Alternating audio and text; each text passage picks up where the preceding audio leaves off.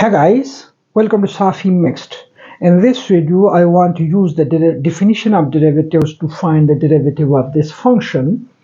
And this is also very straightforward, but I do it as a practice for you people. So I first need to write the definition of derivative. F of is equal to limit h tends to 0 f of x plus h minus f of x divided by h. So now I first need to find this thing. That means I need to find f of x plus h, and that is then given by 1 divided by x plus h squared. And if I want to find the numerator, that means I need to find f of x plus h minus f of x. So I first want to simplify the numerator.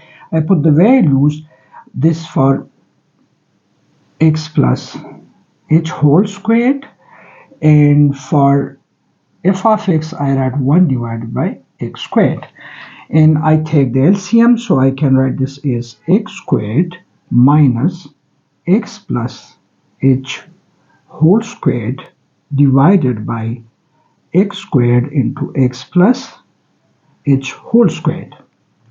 And if I open the brackets, I can write this as x squared minus x squared plus 2 h times x plus h squared, and then divided by x squared into x plus h squared.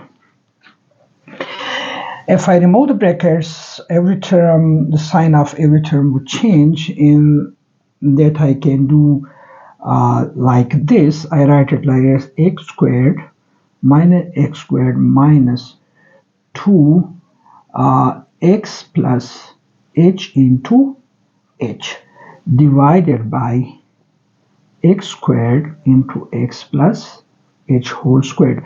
So I take the derivative, the bracket from this position, it becomes minus x squared. I wrote the minus h simplified, and from these two terms I take h common. Okay, this minus x squared and plus x squared cancel. So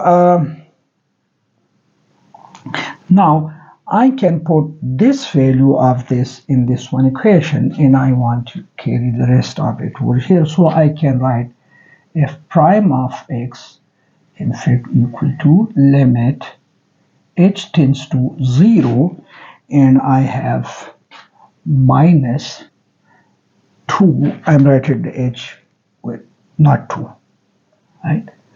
All right, 2x plus h into h divided by this whole thing, and then s multiplied. So I write this as h into x squared into x plus h squared.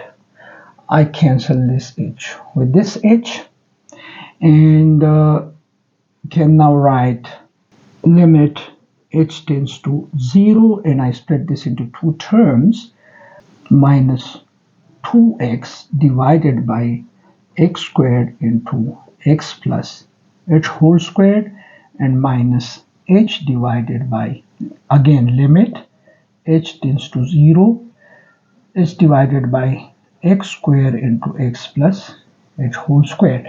So if I put the limit, this it goes to 0 and this term vanishes, and if I put the limit at this position, I get minus 2 times x divided by x squared into x squared, and that leaves me with minus 2 times this x cancel with the square of one of those in denominator, and then x multiplied by x squared make it x cubed. So this is the derivative of 1 over x squared. This way we carry the algebra.